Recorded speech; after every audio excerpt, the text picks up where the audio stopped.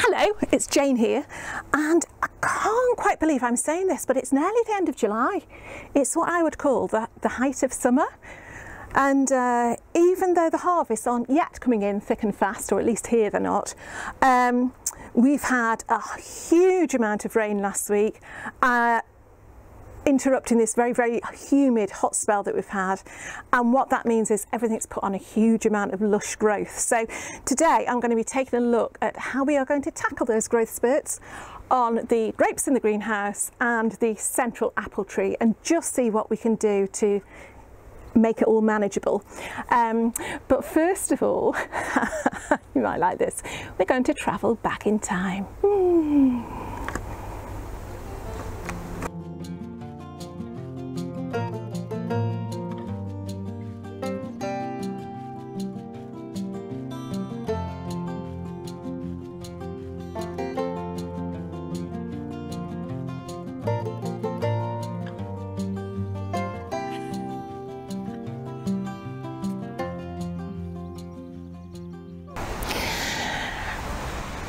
Okay, we've actually done a little bit of time travel here, because we've gone right back a couple of days now to Thursday afternoon, and one of the reasons I want to get the job done that I'm going to show you is that we are forecast some very, very thundery showers.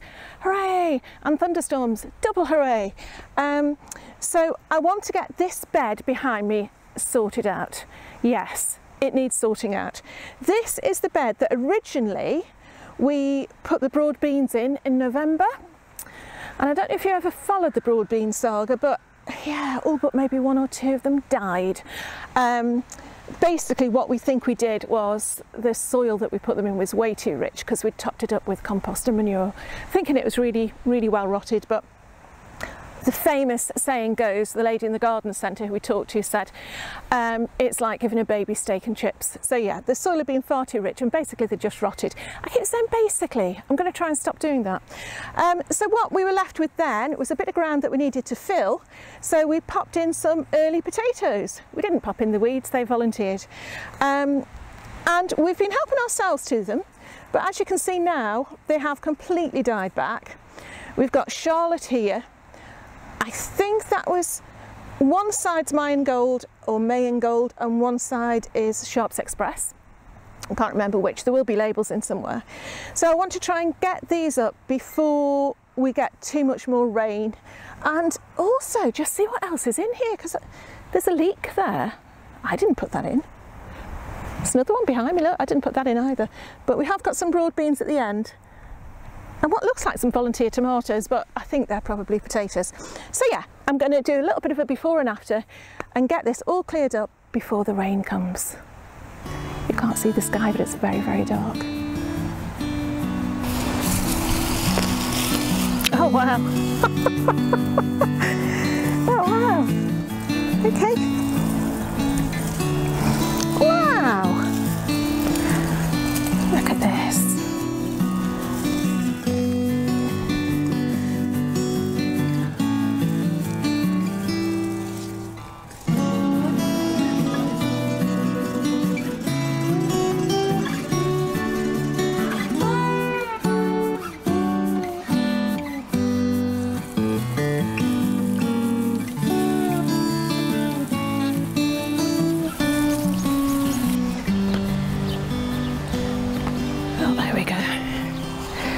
That's not a bad haul. What I have found though, and this is a shame because it tends to be on the bigger potatoes which have been nearer the surface, there's quite a lot. Can you see that? Let me just turn you around. There's quite a lot have gone green, like I say, and also, let me try and find one now. I think of the ones with a hole. I mean, look at that, that's nice, isn't it? Let me find one with a hole in. Look, green, green. I am going to be quite harsh with these. Look at that. That's been eaten by our friend Mr. Slug, I think, unless you've got any other ideas. But yeah, quite a few have been got by slugs as well. But you know what? It was a little bit of land that we weren't going to put potatoes in because we were supposed to be having broad beans. So look, there's some absolutely tiny ones that probably would have grown on to be very nice if the slugs hadn't got them.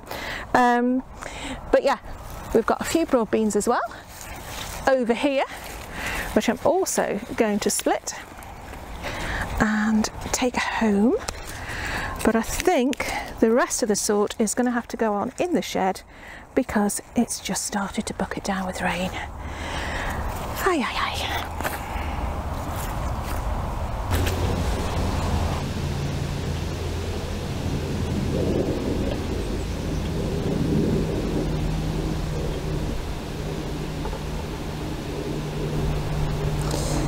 It's quite difficult to get into the greenhouse at the moment because of the grapevine. It is so vigorous, sorry about the jerky camera, that it is sending out shoots like nobody's business. So now it's actually formed plenty of bunches. I know there'll be a technical term for it somewhere. Let me just get my scissors. We want to really start being quite ruthless and, well, I'm saying start, I've been doing this every time I come up, to be honest. You come up and it's like a triffid, it just seems to have carried on. So all I'm doing here is taking out bits that are in the way, but let me go under and through without knocking the tripod over or doing my backing like I did last time. You can see there, can you see there? That has got no truss in it, so that is going.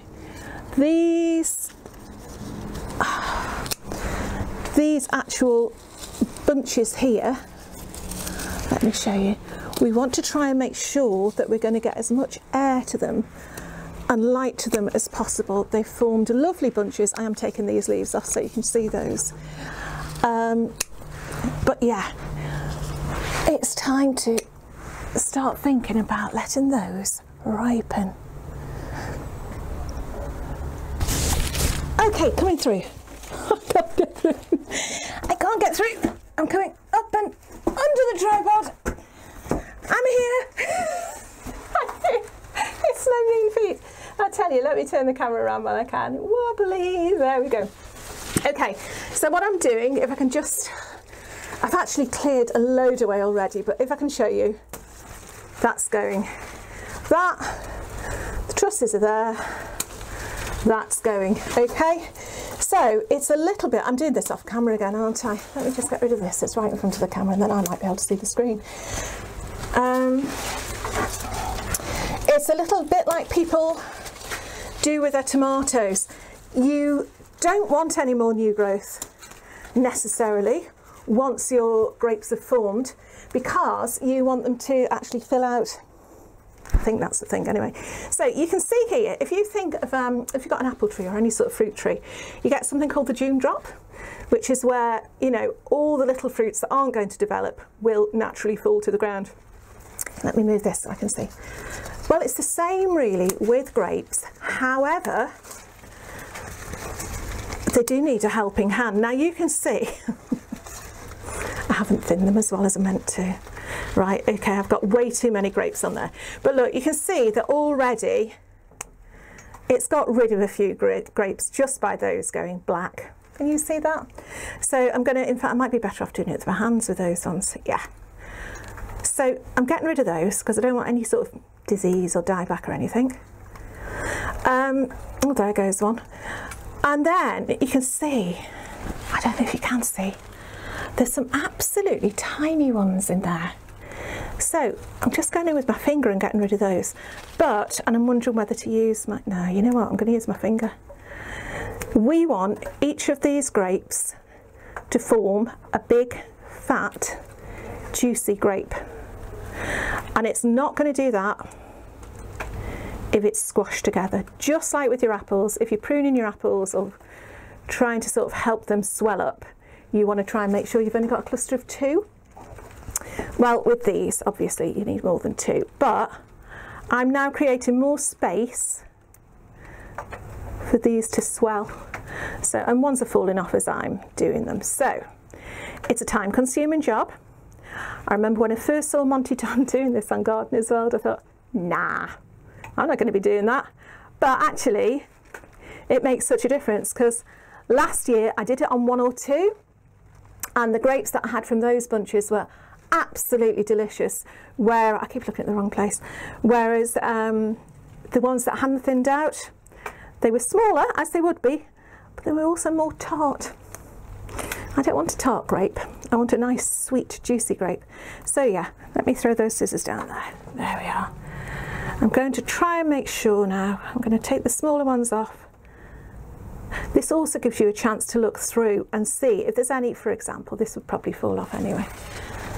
Any that have got like a bit of damage or disease on, you can get rid of them as well. So obviously with the amount of grapes I've got in this greenhouse, I'm not going to be too thorough. Oh, that's got rid of one problem. But I am going to spend about, oh, blimmin' heck, I can't even turn around for them. I'm going to spend about a good half an hour. In fact, no, that's a lie. I'll probably spend a good 10 minutes, go away, and then come back again next time I come up and do a bit more. Otherwise, I'll be having nightmares about being chased by tiny grapes. Okay, so you can see now it's just a bit willy-nilly. It's not an exact science. Okay, wish me luck.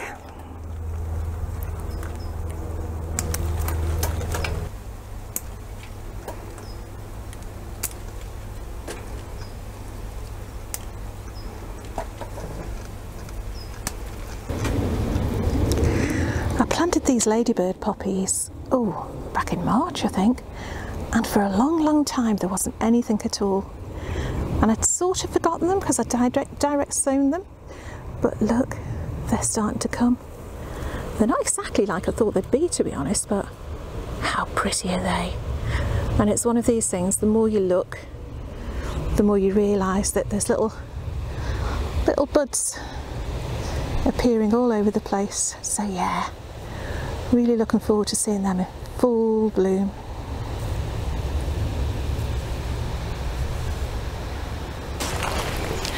Right, I'm not sure if you'll remember, oh hey, I'm not sure if you'll remember me cutting back the apple tree last year. It had been left, I think, a couple of years completely unpruned, so that when it actually got the apples on, they were lying on the ground, the branches were lying on the ground. So for that reason, and because we wanted to create this pathway going round the apple tree itself, I gave it quite a harsh cutback. And I did receive a fair amount of criticism for that. However, what I feel that's done, not only is it given the tree a better shape, but actually it looks like it's come back with quite a lot of renewed vigour. Certainly there's a lot of new growth on it. I mean, to be honest, we haven't got that many apples. I think we can probably count them on two hands the amount of apples we've got. But I think it's in a state of recovery after its drastic chop. But what I also want to do now is just give it a summer prune, because all of this growth here is new growth, and I don't want all the energy going into that when, just like with the grapes, when the few apples that we do have, sorry, it's just a bird. I was thinking it was a hawk. It's a bird. Okay. The energy I do want to be going back into the few apples that we do have, and so I'm going to take this opportunity to give it a light summer prune. It's not going to be the winter chop, but certainly, yeah, some of these newer shoots, this newer growth needs to come off. So I'm going to show you how I do that now. Brought you closer up, and I'm hoping you're going to be able to see what I'm doing. If we look here, this is a really good example of the growth from last year. So last winter, you can see that's where I cut. Okay, quite a severe cutback. Now, the poor tree has probably gone a bit into shock. I know when they have a bit of a sharp prune, they do send up a lot of water shoots, and it sent up all these from that one cut. 1, 2, 3, 4 new shoots.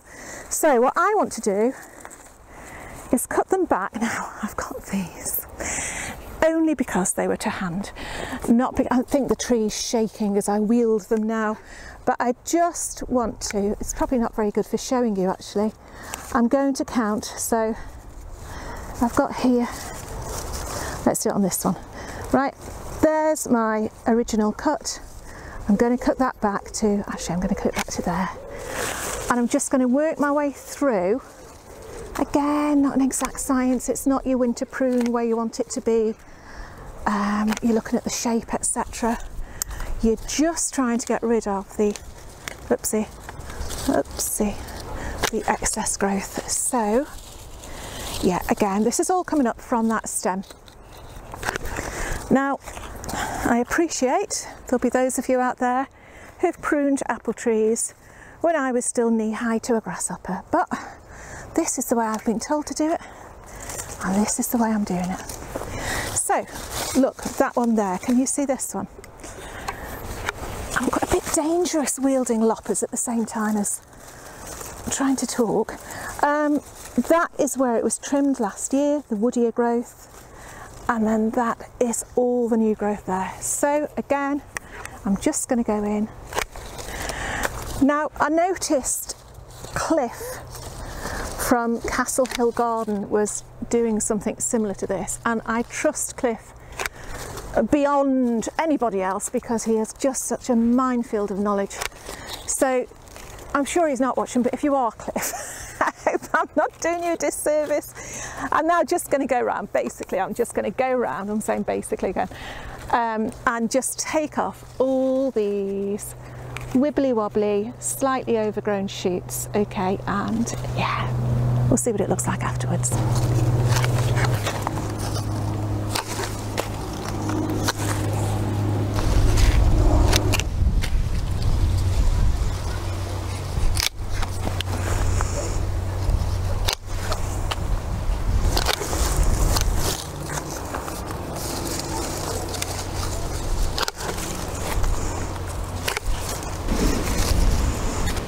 There we go. So it has had a little bit of a shaping, to be honest. Actually, as I'm looking at it now, again, the more you look into something, the more you see. I can see the still bits I haven't chopped off properly. I'm not too worried about the shape because that will come in the late autumn, when I prune it properly in the late autumn. But yeah, it's now got a lot more air going into it, a lot less energy going to shoots that ultimately aren't going to give me any apples, they're just going to give me leaves.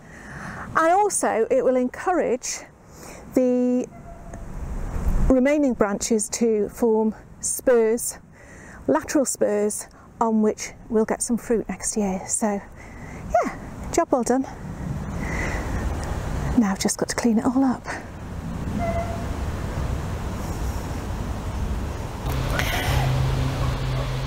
The gigantes have taken hold at last. It seemed like an absolute lifetime this year for these beans to get going.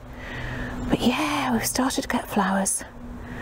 So where there's flowers, there's going to be beans. So there we go. I'm coming to you from the other side of the table today because, oh my goodness, if you could smell these sweet peas, they are absolutely glorious, and I know I'm not on my own in loving the smell of them or growing them this year, but how delightful. They're absolutely beautiful. So yeah, I'm not worrying about the bright, I've got a really wobbly chair. Let's see. I'm not worrying too much about the aesthetic of the bright blue water bin behind me, but just to ignore that and imagine this beautiful smell wafting through the screen to you. So yeah, these are just coming thick and fast, and of course with any sweet peas, the more you pick them, the more they grow. I'm not sure if that's true, but certainly if you want to keep repeat flowering, you've got to pick them, otherwise you're going to get the seed heads. And once they've produced seed, the flower thinks its job's done, so it will stop. But these have got lovely long stalks as well. I didn't think I put purple ones in, but you never know, do you? You never know. But also, they are topped by the purple podded peas. Now, I don't know the actual name for these. I've heard a few, but all I know is that they are heritage purple podded peas, and they were sent to me a few years ago, and they've been doing well ever since. And they're just glorious.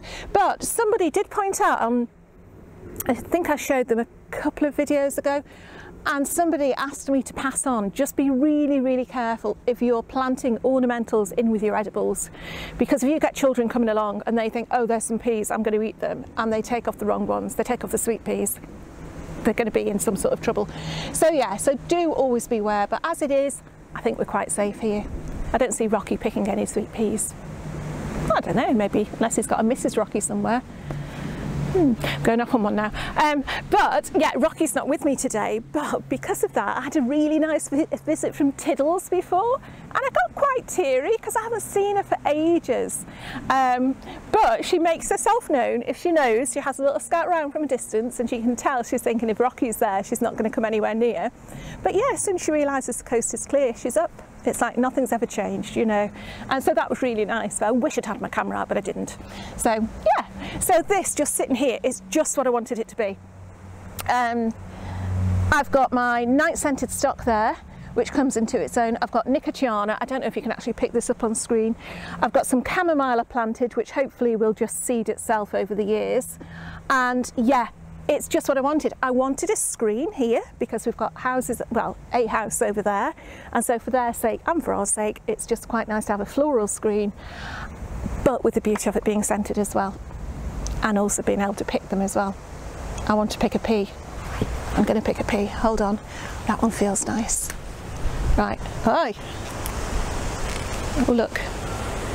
Now, I'm going to have to turn you around to see. Here I go. I'm going through the strawberries. Squish squash. There go about 10 plants. Right, hold on. I'm going to show you now. Let's put my glasses on. I love, again, talking about aesthetics, I love the aesthetics of these. Right, I'm going to have to turn it around. They are this beautiful deep, deep purple of the pot. Yeah, these aren't quite ready, but look how green they are inside. Isn't that a beautiful sight? They are just fantastic. So yeah, really pleased with them. So, and just the fact again, they're my own seeds. Well, they're not my own seeds, they were sent to me, but they keep coming. It's lovely. Anyway, yeah, so today I've got a few jobs that needed doing. It is that time of year where everything's in and it's just sort of managing stuff really. I'm looking I'm looking at the huge apple tree at the top of the plot, which is going to be a big autumn job. Again, if you're familiar with the channel, we have got a, I don't know, 30-foot apple tree at the top there, which we really, really love, and it produces the most beautiful cooking apples, but it does need to, it needs some attention, let's put it that way. So yeah, that'll be tackled in the coming months, but it's rude to eat while I'm talking. I won't eat yet. I'll keep them in my hand. Yeah, there's a few jobs coming up that we've had to wait for the summer for several reasons. Mike and I both being in teaching, it means that we've got a little bit of time in the summer to really crack on with some proper jobs at the allotment. It's not just a case of coming up for an hour or two at a time. So we want to start getting that top end, which I never ever take you to because it's the right tip. That is going to be our wildlife area, stroke pond, stroke seating area, stroke hammock area, and even when we've got time this year, a rejuvenated shed area. But yeah, that all sounds like quite a long list. So, you know, if I can just get up there and tidy up, I'd be quite happy. But yeah, it's going to involve a few trips to the skip as well. So that's one of the things we've got on the agenda. And yeah, and also organising all our water butts. At the moment our water's on, but it gets turned off, I think it's October. And so we've all got to make sure the water butts usually fill themselves over the winter anyway, but we've got loads, but they're dotted all over the place. And I want to have some sort of system I've mentioned before. So yeah, to sort of streamline them a little bit more and make the best use out of them. So they're jobs we've got coming up. But yeah, we're just starting to get harvests in. I'll be picking a whole load of broad beans to take back with me tonight. And again, I'm aware some of you have been picking broad beans for over a month now. But also, you know, they're just ready now. We have been behind on quite a lot of things, but they are ready to go now. Our peas, we've been taking peas, we've been taking lettuce, we've started to take our tomatoes, cucumbers almost ready, courgettes almost ready, kale, brilliant, our radicchio, we've been taking soft fruit, actually not so much soft fruit yet. But I think the bushes are really sort of establishing themselves. Again, it's all looking ahead, isn't it? So next year they'll be okay. It's all about planning. It's all about thinking ahead, which sort of means in a way, you don't really get much time to relax. So it's really important to have somewhere like this to just sit, even though it's overcrowded, overcast now. It's still just lovely to sit here and listen to the birds and smell the smell. Anyway, waffling on, just on to, oh, I've got to mention it again. I'm going to have to mention it again. Malvern. Have I said it correctly this time? Malvern. I was told off last time, I think I was saying Malvern. I don't know where I even got that from. But yeah, Malvern. The Malvern show if you don't already know, and why on earth not, because we've all put it everywhere, Vivi and Liz and Hugh and myself will be doing a question and answer session at the Malvern Autumn Show on this Sunday. So that's the Sunday the 29th of September in the Harvest Pavilion at 2 o'clock. If it changes at all, we'll be sure to let you know. But if you haven't already got tickets for the day, you can use the code. I've managed to wangle a code from them. It's for 10% discount. And all you need to do, if you're applying for the tickets online, is just type in YouTube 10. That's your discount code. I'll write it below so you'll know. So it's a bit of a shame because most people I know who are going have already got their tickets, including myself. I paid full price a couple of months ago thinking I was being really organised, and yeah, I'm not going to get my money back. So yeah, if you can go, it'd be lovely to see you, and hopefully there's going to be quite a few YouTubers there. And we're going to try and organise, or I'm trying to organise, a group photo opportunity, a group photograph after the Q&A. So yeah, do pop along and see if you can see anybody you recognise. I know I'll be looking around to see a few people, you know, so it's a little bit nerve-wracking, to be honest, but at the same time I think there's such goodwill, there's such a lot of goodwill between YouTube creators. I think it's going to be really lovely. So yeah, do that. I am going to stop witching now.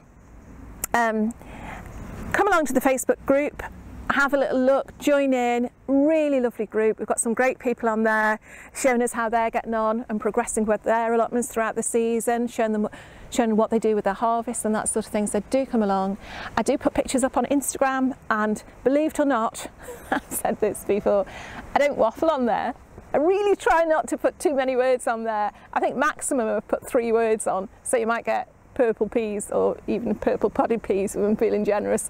Okay, so if you can't be bothered with all my waffle, I'll go and have a little peek on Instagram at a few of the pictures. But I'll also put a link to the other channels whose names I've mentioned, so Vivi's, Liz's, Hugh's. I'm sure you all know them anyway, but I'll put them below as well, so you can go and take a look and get yourself familiar with them if you're going to come to the show, so you know what they're all about. But I will stop now.